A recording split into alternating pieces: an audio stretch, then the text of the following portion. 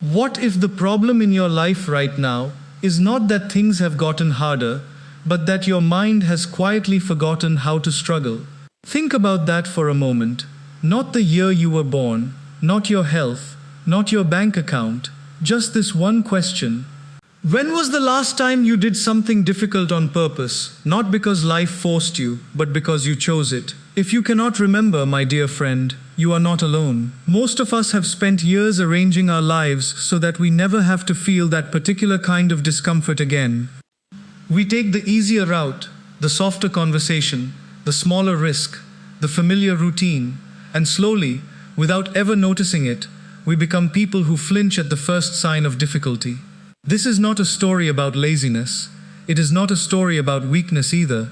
It is a story about a mind that has simply stopped practicing. Somewhere along the way, many of us picked up a quiet belief.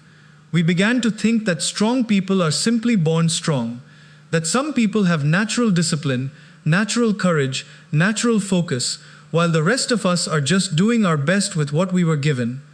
We look at someone who wakes up early without struggle, who stays calm under pressure, who keeps their promises to themselves, and we assume they were built differently. But let me ask you something. Have you ever watched someone lift something heavy for the first time? Their arms shake, their face tightens. It looks almost impossible. Now watch that same person after months of lifting. The weight has not changed. They have. Their muscles did not appear overnight. They were built, slowly, through repeated resistance. The mind works exactly the same way. Nobody is born with the ability to face hard conversations calmly. Nobody is born with the patience to delay comfort for a distant reward. Nobody is born already able to sit with disappointment without collapsing into despair. These are not gifts handed out at birth. They are muscles, and muscles only grow when they are asked to carry something they were not quite ready to carry. My dear friend, if your life feels heavier than it used to, perhaps it is not because the weight increased. Perhaps it is because you have not been training. I want to tell you about a man I will call Anwar, though that is not his real name. Anwar spent almost 11 years working at a job that slowly drained the life out of him. Every evening he would come home and tell his wife the same thing. I am going to start looking for something else. Not this year maybe, but soon. He had a business idea he had been carrying since his 20s, a small idea, nothing extraordinary, just something that made his eyes light up whenever he spoke about it. But every time the moment came to actually begin, something in him pulled back. What if it fails? What if I am too old now? What if people laugh? What if I lose the little stability I already have? So he waited. He told himself he was being responsible, being practical, being wise. And in some strange way, waiting itself became comfortable. It required nothing from him, no risk, no uncomfortable phone calls, no possibility of failure, just the same soft, familiar disappointment, repeated quietly, year after year. By the time Anwar turned 52, his idea had not disappeared, but something else had. His belief that he was capable of pursuing it had grown thin. He did not fail at his dream. He simply never trained the part of himself that could have carried it. I share this story not to make you feel sorry for Anwar, but because so many of us are living some version of his life. We are not lazy. We are not without ambition. We have simply avoided discomfort so consistently that discomfort itself has become the thing we fear most, more than regret, more than a wasted decade, more than the quiet ache of unused potential. Here is something worth sitting with. Comfort does not just fail to build strength, it actively weakens it. Every time you avoid a difficult conversation, the next difficult conversation becomes harder to imagine having. Every time you quit early because something felt uncomfortable, your mind quietly learns a lesson, and the lesson is this: when things get hard, we stop. That lesson repeats itself in every area of your life, whether it is your health, your relationships, your finances, or your sense of purpose. But here is the good news. If a mind can be trained toward comfort, it can also be trained toward strength. The same repetition that weakened you can rebuild you. Let me tell you about a woman named Farida. For most of her adult life, Farida avoided confrontation the way some people avoid touching fire. If a friend hurt her feelings, she stayed silent and slowly distanced herself instead of speaking up. If a family member crossed a boundary, she absorbed it quietly, telling herself that keeping the peace mattered more than her own comfort. Over the years, this habit did something quiet and dangerous. It taught the people around her that her feelings did not require acknowledgement. And it taught Farida something even more damaging. It taught her that her voice was not worth defending. By her early 60s, Farida realized she had built an entire life around not being seen. She had opinions she never voiced, boundaries she never enforced, and a growing resentment she had learned to swallow instead of express. It was not a single dramatic moment that changed things. It was a quiet realization, late one evening, that she could not remember the last time she had said what she truly felt to another person. She began, slowly, with small things. A gentle but honest response instead of silence. A boundary stated clearly instead of implied through withdrawal. Each attempt felt unnatural, even physically uncomfortable. Her heart would race. Her hands would shake slightly, old habits screaming at her to just let it go, just stay quiet. It is easier this way, but she kept practicing. Not because it became easy, it never fully did. But because she finally understood something important. The discomfort of speaking honestly was temporary. The cost of staying silent had already lasted her entire life. Farida's story does not end with her becoming a bold, fearless woman overnight. She still feels nervous before difficult conversations. But she has proven to herself, again and again, that she can move through that nervousness instead of being ruled by it. That, my dear friend, is what mental training actually looks like. It rarely feels like triumph. It usually feels like discomfort, followed by a small, quiet decision to continue anyway. This is the truth almost nobody tells you plainly enough. Motivation was never designed to carry you through difficulty. It was only ever designed to get you started. Have you ever noticed how motivation feels enormous in the morning and completely absent by evening? You wake up inspired, you make a plan, you feel unstoppable, and by the time the actual work arrives, that feeling has quietly slipped away, replaced by tiredness, distraction, or simple reluctance. This is not a personal failure. This is how motivation naturally behaves. It rises and falls like weather. Anyone who waits for motivation before doing difficult things will spend most of their life waiting. Discipline works differently. Discipline does not ask how you feel. It simply asks what you decided, and then it follows through regardless of the emotional weather that day. This does not mean ignoring your feelings or pretending they do not matter. It means understanding that feelings are not reliable messengers when it comes to doing what is necessary. Your feelings will often lie to you about what you are capable of. Let me offer something practical here, something you can actually use starting tomorrow morning. Before you check your phone, before you allow the day's comfort and distraction to arrive, complete one difficult task first. It does not need to be large.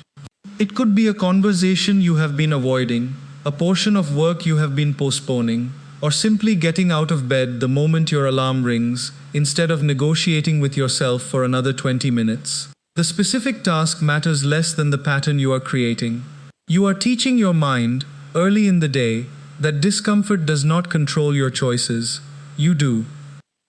Small victories like this may seem insignificant from the outside, but they quietly rebuild something essential: your trust in yourself. This brings me to something I believe matters more than almost anything else in a person's mental strength, and that is the practice of keeping promises to yourself. We are often taught to keep our word to others, to show up for meetings, to honor our commitments, to be reliable in the eyes of people around us. But how many of us apply that same seriousness to the promises we make privately, the ones nobody else will ever know if we break? I will wake up early tomorrow. I will finally have that conversation with my son. I will start taking care of my health. I will stop avoiding the topic I have been avoiding for years. These promises, made quietly to ourselves, often get broken without consequence, because no one is watching. but someone is always watching. You are. Every broken promise to yourself teaches your mind a subtle lesson, that your own word does not carry weight. And every kept promise, even a small one, teaches the opposite lesson, that you can be trusted, that when you say you will do something difficult, you actually will. This is not about becoming rigid or harsh with yourself. It is about becoming someone whose inner word means something. I met a man once, well past his 60th year, who told me something I have never forgotten. He said that after retirement, he felt an emptiness he did not expect. For decades, his identity had been built around his work, his title, his usefulness to others. When that structure disappeared, he found himself sitting at home, uncertain of who he even was without it. For months he allowed this emptiness to grow, filling his days with television and long naps, telling himself he had earned the rest. But somewhere inside him, a quiet dissatisfaction kept growing. He realized that rest without purpose does not feel like peace. It feels like slow erosion. So he made himself one small promise. Every morning, he would learn something new for 30 minutes before doing anything else. Some days it was a language he had always wanted to speak. Other days it was simply reading about a subject that interested him. It was a small thing. But he kept it, day after day, and within a year, something shifted in him. Not because the activity itself was extraordinary, but because keeping that promise, repeatedly, rebuilt his belief that he still had the ability to grow, to choose, to shape his own days with intention. Here is something that might surprise you. It is never too late to begin training your mind. Not at 50, not at 60, not at 70. The mind does not check your birth certificate before deciding whether it is capable of change. So many people quietly believe that personal growth belongs to the young, that reinvention is only for those with decades ahead of them. This belief, though common, is simply not true. Age brings something the young rarely have: perspective, patience, and a deeper understanding of what actually matters. What often disappears with age is not capability, but permission. We stop giving ourselves permission to attempt new things because we fear looking foolish, because we believe we have already become who we are going to be. But think about this. A tree does not stop growing simply because it has already grown tall. It continues, quietly, season after season, as long as it remains alive. You are allowed the same continuation. Let me tell you about a woman I will call Rukhsana, who decided at 58 to learn how to use a computer properly for the first time in her life. Her children found it amusing at first, gently teasing her about typing with 2 fingers, struggling with passwords, forgetting how to open a simple document. She could have quit within the first week, and honestly, many people in her position would have. The embarrassment alone is enough to make most people retreat back into comfort. But Rukhsana kept going, slowly, clumsily, one frustrating afternoon after another. She was not trying to become an expert. She simply refused to let embarrassment decide what she was capable of learning. 2 years later, she was managing her own small online shop, communicating with customers, handling orders, learning new skills as they became necessary. When asked what changed, she said something simple. She said she got tired of watching life happen without her, so she decided to catch up, one uncomfortable lesson at a time. This is what training the mind actually produces. Not perfection, not instant mastery, just the quiet, growing confidence that you are capable of learning what you once believed was beyond you. Now let us talk about something most people try very hard to avoid, and that is failure. Not the abstract idea of failure, but the very real, very personal experience of losing something you worked hard for. I want to tell you about a man named Salman, who built a small business over almost 15 years. It was not a large enterprise, but it was his, built with his own hands, his own risk, his own sleepless nights. When it collapsed, due to circumstances partly beyond his control and partly due to decisions he now regrets, he did not simply lose money. He lost the story he had been telling himself about who he was. For nearly a year, Salman struggled to leave the house some mornings. The shame felt heavier than the financial loss itself. He avoided old colleagues, avoided family gatherings, avoided any conversation that might touch on his failed business. In his mind, failure had become a verdict, a permanent label attached to his name. It took him a long time and several honest conversations with people who cared about him to understand something important. Failure is not a verdict, it is information. It tells you what did not work under those specific conditions with the resources and knowledge you had at that time. It does not tell you who you are permanently. It tells you what to adjust. Salman eventually returned to work, first for someone else, rebuilding his confidence slowly, then eventually attempting something new of his own, smaller and more cautious than before, but real. He told me once that the second attempt did not feel less frightening than the first. It simply felt more familiar. He had trained himself, through the painful first collapse, to tolerate the fear of trying again. This is important enough to say clearly. Failure is not the opposite of strength.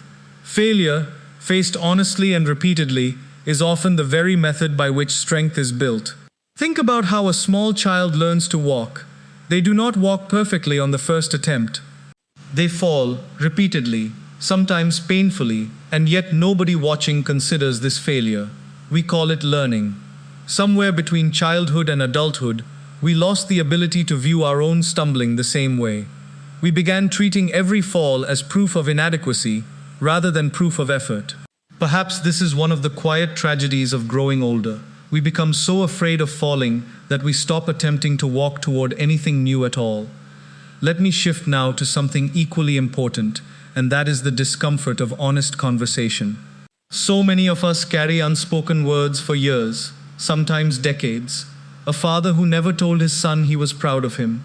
A daughter who never expressed how deeply a parent's criticism wounded her. Old friends who drifted apart over a misunderstanding neither ever addressed. We tell ourselves there will be time later, that the moment is not right, that bringing it up will only create unnecessary tension. I think of a man named Imran, a father of 2 grown children, who realized in his late 50s that he had become emotionally distant from his own son. It had not happened through any single dramatic event. It happened slowly, through years of being physically present but emotionally unavailable, through conversations that stayed on the surface, through affection that was assumed rather than expressed. One evening, after watching his son struggle silently with a difficult period in his own life, Imran realized that his son had never actually heard him say the words, "I am proud of you," or "I love you," spoken plainly, without being wrapped inside a joke or buried under practical advice. The realization sat heavily in his chest for days. Having that conversation was, by his own description, one of the most uncomfortable experiences of his adult life. His voice shook. He stumbled over words that should have come naturally after decades of relationship. But he did it anyway, and what followed was not instant transformation, not some cinematic reconciliation, but something quieter and more real, a small crack of connection opening between 2 people who had spent years standing slightly apart from one another. My dear friend, the conversation you are avoiding right now, the one sitting quietly in the back of your mind, is very likely more important than almost anything currently occupying your daily attention. We often protect ourselves from discomfort by telling ourselves a convenient story. We say the timing is not right. We say the other person is not ready to hear it. We say it will only make things worse. Sometimes these concerns are valid, but often, if we are honest with ourselves, they are simply comfortable excuses dressed up as wisdom. Here is a practical exercise worth considering. Identify one conversation you have been avoiding, whether out of fear, awkwardness, or old resentment. You do not need to have it today, but decide, honestly, when you will. Write the date down if that helps make it real. Every day that conversation remains unspoken, it grows slightly heavier in your chest, even if you have stopped consciously noticing the weight. Let us talk now about something quieter but equally powerful, our relationship with boredom and stillness. In earlier generations, people were far more accustomed to sitting with nothing to do, waiting without distraction, tolerating long stretches of uneventful time. Today, the moment discomfort or boredom arrives, most of us reach instantly for something to numb it. A phone, a screen, food, noise, anything that interrupts the discomfort of simply being present with ourselves. This constant escape has a cost. It weakens our tolerance for discomfort in every other area of life as well. If we cannot sit quietly with boredom for even a few minutes, how can we expect to sit patiently with grief, with uncertainty, with the slow and often unglamorous process of rebuilding something meaningful? Try this if you are willing. Choose 10 minutes, once a day, to simply sit without any distraction. No phone, no television, no conversation, just you, your thoughts, and whatever discomfort arises. It will feel strange at first, perhaps even mildly distressing. That discomfort is not a malfunction. It is simply your mind relearning a skill it has been allowed to forget, the skill of being present without needing constant stimulation. This single practice, small as it seems, quietly strengthens your ability to face far larger discomforts later. Now I want to speak about something spiritual, though I ask you to hold this loosely, regardless of your particular beliefs or background. There is an old and universal understanding, found across many traditions and philosophies, that difficulty is not always punishment. Sometimes difficulty is simply the shape that growth takes. Consider how differently we might experience hardship if we approached it with this quiet question instead of only asking, "Why is this happening to me?" What if we also occasionally asked, "What is this asking me to become?" This does not mean pretending suffering is pleasant, or rushing to find silver linings in genuine tragedy. Some pain is simply pain, and deserves to be honored as such. But much of the ordinary difficulty we face, the discomfort of change, the fear of uncertainty, the ache of starting over, often carries within it an invitation, quiet and easy to miss, toward becoming someone slightly stronger, slightly wiser, slightly more capable than we were before. There is also a deep peace available in accepting what genuinely lies outside our control, while still taking full responsibility for what remains within it. So much unnecessary suffering comes from confusing these two categories, exhausting ourselves trying to control outcomes we cannot influence, while neglecting the choices that are entirely ours to make. Training your mind includes learning to tell the difference clearly and directing your limited energy only toward what you can actually shape. Let me return to something practical here, something that ties these spiritual and psychological threads together. Gratitude, practiced honestly, especially during difficult seasons, does something remarkable to the mind. It does not erase hardship, but it prevents hardship from becoming the entire story. A person who can simultaneously acknowledge genuine struggle and genuine gratitude develops a kind of resilience that neither blind positivity nor constant complaint can produce. I think of a woman named Zainab, who lost her husband relatively young and found herself, in her mid-50s, responsible for decisions she had never previously handled alone: financial matters, household repairs, decisions about her children's futures. The grief alone would have been enough to overwhelm anyone. Layered on top of it was the sudden demand to develop entirely new capabilities almost overnight. For the first year, she told me, she operated almost entirely on necessity, doing what had to be done without much conscious thought about growth or strength. It was survival, nothing more elegant than that. But somewhere in the second year, she noticed something unexpected. She had become someone capable of things she previously assumed were simply beyond her: negotiating with contractors, managing a household budget, making significant decisions without anyone else's approval. She did not describe this transformation as empowering, at least not immediately. She described it, honestly, as exhausting and unwanted, but she also acknowledged, with quiet surprise, that she had become someone stronger than she previously believed herself capable of being, not because she chose the difficulty, but because she chose, repeatedly, to meet it rather than collapse beneath it. This is perhaps one of the most important truths I can offer you today. You do not need to want the difficulty in front of you in order to grow through it. You simply need to keep meeting it, one honest choice at a time. There is one more quiet skill worth mentioning here, closely tied to everything Zainab discovered, and that is the ability to control an emotional reaction rather than being immediately controlled by it. This does not mean suppressing feelings or pretending difficulty does not hurt. It means creating a small, honest space between what happens to you and how you choose to respond. Anger arrives, and instead of speaking the first sharp words that rise up, you allow a breath, a pause, a moment of consideration. Disappointment arrives, and instead of collapsing into helplessness, you allow yourself to feel it fully, and then you ask what one small step remains available to you regardless of the disappointment. This space, this small gap between feeling and reaction, is perhaps one of the most valuable things a trained mind ever develops, because it is the difference between being swept away by every difficult emotion and being genuinely guided by your deeper values, even while the emotion is present.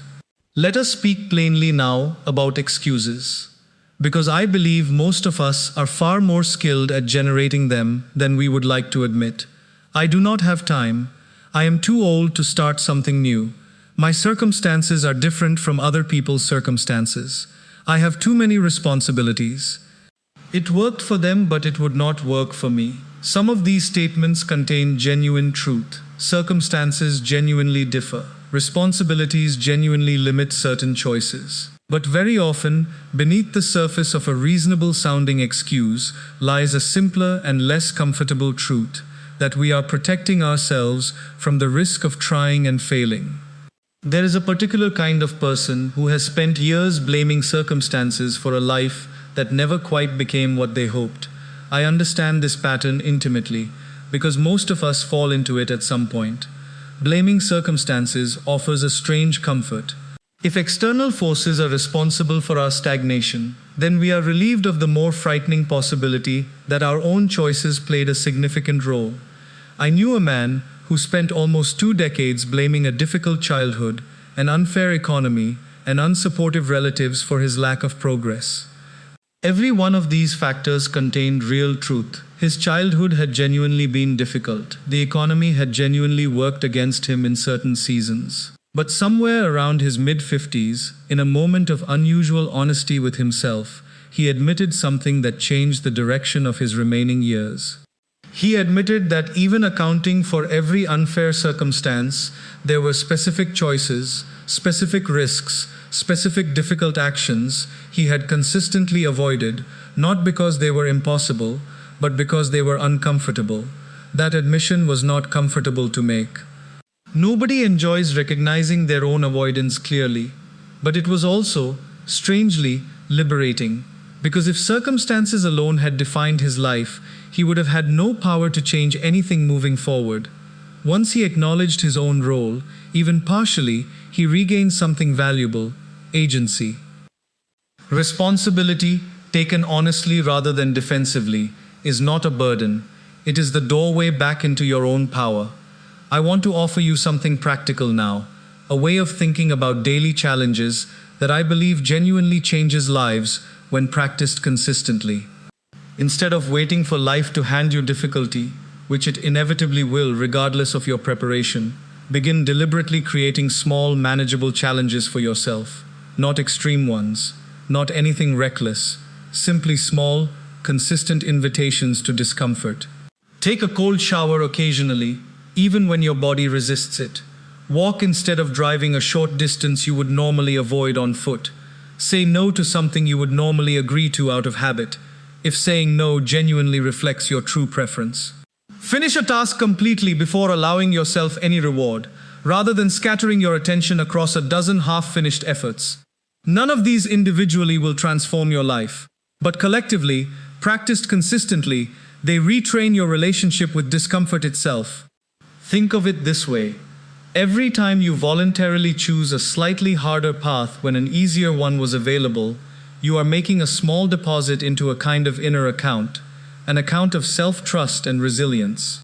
And when life eventually presents you with a difficulty you did not choose, a diagnosis, a loss, a sudden financial setback, a relationship ending, you will draw from that account. People who have made consistent small deposits tend to handle large withdrawals with far more stability than those who have avoided discomfort their entire lives.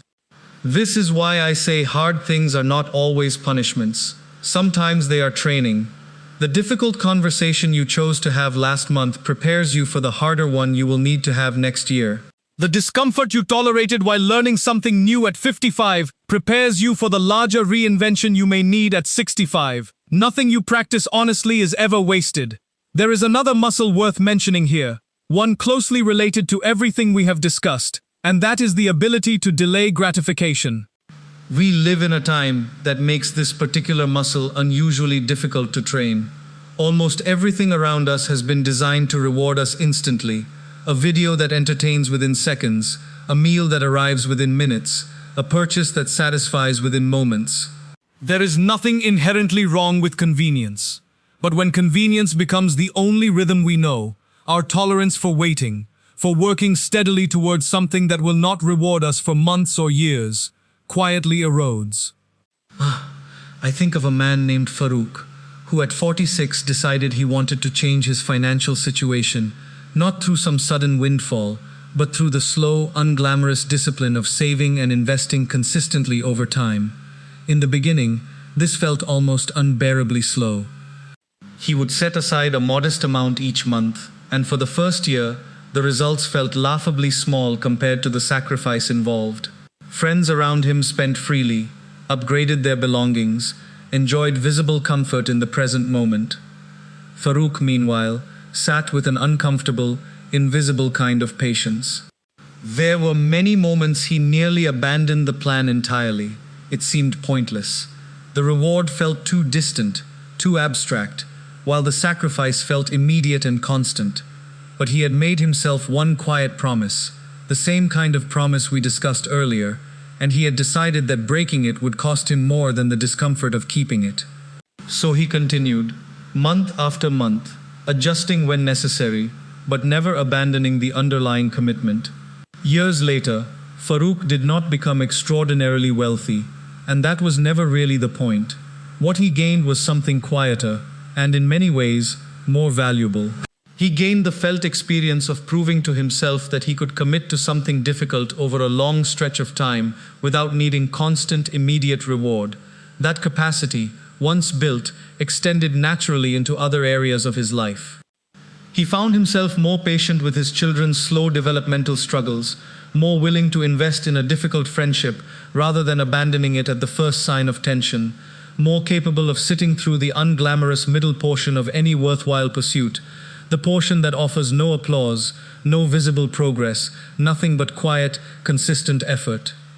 This is precisely why delaying gratification deserves to be understood as genuine mental training, not simply financial advice or old-fashioned self-restraint. Every time you choose the version of an action that serves your future self over the version that only satisfies your present impulse, you strengthen a capacity that touches every corner of your life. A simple practice worth attempting here involves noticing the gap between an impulse and your response to it. When you feel the urge to react immediately, to purchase something unnecessary, to abandon a difficult task the moment it becomes tedious, to respond sharply to someone who has upset you, pause deliberately for even a short while before acting. This pause does not require enormous willpower. It simply requires practice, repeated consistently, until the pause itself becomes a familiar and available response, rather than something foreign and difficult to access. They simply accumulated more practice sessions with discomfort than most people around them. I think often about how differently we would raise children, and honestly, how differently we would treat ourselves if we truly believed this. We would stop assuming that struggle indicates something has gone wrong. We would start recognizing struggle, appropriate and proportionate struggle, as evidence that growth is actually occurring. Let me tell you about one final story before we move toward closing thoughts. because I believe it captures something essential about everything we have discussed. There was a woman named Naseem who at the age of 63 decided to rebuild her life almost entirely from the beginning. Her marriage of nearly 30 years had ended, not through any single dramatic betrayal, but through slow, quiet drifting that neither she nor her husband had addressed honestly for years. Her children were grown and living their own lives in distant cities. Her health had become more fragile than she liked to admit. By almost every conventional measure, she had reasonable grounds to simply settle into whatever remained of her life, quietly, without expecting much more from it. Instead, she made a decision that surprised even her closest friends. She decided to learn to paint, something she had wanted to attempt since childhood but had always postponed for more practical pursuits. She enrolled in a small class alongside people decades younger than herself. Her early attempts, by her own honest description, were clumsy and unremarkable. She felt embarrassed more than once, comparing her work silently to the effortless talent she perceived in younger students around her. But she kept showing up. Week after week, despite moments of genuine self-doubt, despite days when she nearly quit entirely. Slowly, something shifted, not just in her painting, which did genuinely improve, but in her sense of what remained possible for her. She began applying that same willingness to sit with discomfort toward other areas of her life as well, rebuilding friendships she had let fade, addressing her health more seriously, having conversations with her children that had been avoided for years. When I asked her what changed everything, she did not credit the painting itself. She said the painting simply proved something to her that she had forgotten, that she was still capable of being a beginner, still capable of feeling awkward and uncertain, and continuing anyway. Once she remembered that capability, she began applying it everywhere. My dear friends, this is the real gift, hidden inside every difficult thing you choose to face. It is never really about the specific task, the conversation, the skill, the challenge itself. It is about what facing it proves to you, about what you are still capable of becoming. I want you to consider something honestly, without judgment, simply as an observation. Where in your life have you quietly stopped attempting things because they felt uncomfortable? Where have you allowed comfort to slowly shrink the size of your world without ever consciously deciding that this was the life you wanted? This is not a question meant to produce shame. Shame rarely produces meaningful change. It is a question meant to produce clarity, because clarity is where genuine change actually begins. Perhaps it is a conversation you have postponed for years. Perhaps it is a skill you have always wanted to learn, but assumed it was too late for. Perhaps it is a health habit you know you need to build, but keep delaying until conditions feel more convenient. Perhaps it is simply the daily discipline of doing what needs to be done before seeking comfort and distraction. Whatever it is for you, my dear friend, I want to offer you something important. You do not need to feel ready. Very few people ever feel ready before attempting something difficult. Readiness is not a feeling that arrives before action. It is a strength that develops through action, gradually, imperfectly, one uncomfortable attempt at a time. You do not need permission from anyone to begin training your mind today. You do not need perfect circumstances. You do not need complete confidence. You simply need to choose one small difficult thing and do it, not because it feels good, but because doing it teaches your mind something it desperately needs to relearn, that you are capable of more than comfort has been allowing you to believe. As we come toward the end of this conversation, I want to leave you with something to carry beyond today. Life will continue to present difficulty, regardless of how carefully you plan, regardless of how much comfort you accumulate, regardless of how successfully you avoid risk. This is simply the nature of being alive. No amount of preparation removes difficulty entirely from the human experience. But here is what can change, and this is the entire point of everything we have discussed today. The goal was never to create a life free from difficulty. That life does not exist, and chasing it only leads to exhaustion and disappointment. The real goal, the achievable and deeply worthwhile goal is to become someone who can meet difficulty without immediately collapsing or running from it. This transformation does not happen through a single dramatic decision. It happens the way all meaningful strength happens, quietly, repeatedly, through small, consistent choices that nobody else is watching. The early morning task you complete before seeking comfort. The honest conversation you finally choose to have. The new skill you attempt despite feeling foolish. The promise you keep to yourself when nobody would notice if you broke it. The stillness you sit with instead of immediately escaping into distraction. The responsibility you accept instead of quietly blaming your circumstances. None of these individual choices will transform your life by themselves. But together, practiced consistently, they slowly rebuild something essential, your capacity to face what life brings you without shrinking away from it. My dear friend, if you take nothing else from our time together today, take this. Your mind is not fixed. It is not too late. It does not matter what age you are, what mistakes you have made, how many years you have spent avoiding discomfort instead of facing it. The mind that has learned to avoid difficulty can also learn, gradually and genuinely, to meet it. Somewhere in your life today, there is likely one small difficult thing waiting quietly for your attention. Perhaps it has been waiting for a long time. You do not need to solve everything today. You do not need to transform your entire life in a single afternoon. You simply need to choose that one thing and move toward it, even imperfectly, even with your hands slightly shaking. Because every time you do, you are not just completing a task. You are sending a quiet message to yourself, one that slowly, over time, changes everything. The message is simple. I can handle what is difficult. I do not need to wait until I feel strong enough. I become strong enough by doing it anyway. That, my dear friend, is how a life is truly rebuilt, not through some single dramatic transformation, but through the quiet, consistent decision to keep meeting what is difficult, one honest moment at a time, until one day you look back and realize you have become someone capable of far more than you ever gave yourself credit for. The world in front of you is only as small as the discomfort you are unwilling to face.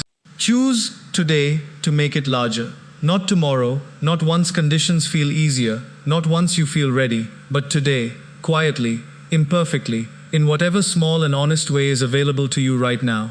Because that quiet beginning, however small and however uncertain it feels in this exact moment, is, in truth, the entire training, and it is truly enough to start right where you stand.